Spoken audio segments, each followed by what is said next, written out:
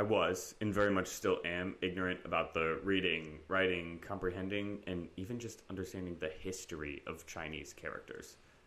For one, I had no idea that the majority of mainland China utilize simplified characters, while places like Taiwan, Hong Kong, and Macau utilize traditional characters.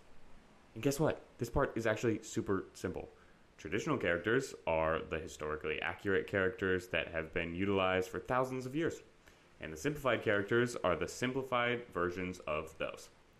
This is where I get a little confused, but I believe it's combining that traditional character and meaning behind the character and combining it into a different compound word almost.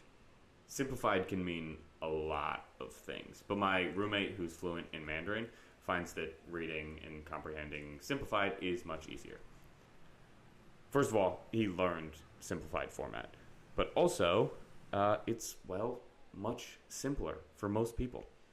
Traditional Chinese does utilize some simplified characters, though, so you can oftentimes guess the meaning. My roommate describes it as the difference between Old English and Modern English. Reading traditional Chinese to him is kind of like when we read the Odyssey in high school. It's a jumbled mess of confusing, unnecessary words that don't really make sense, but peppered into those are words that we absolutely understand, and you can kind of get the gist based on the context around it. Maybe it's similar to the first time I read Shakespeare for an audition.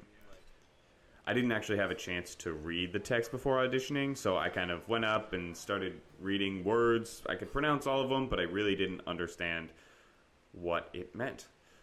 And afterwards, I realized that in the scene, Demetrius was in fact very much not in love with Helena. Okay, of course, I am far from an expert on this subject, but I'm very excited to share what I'm learning so far.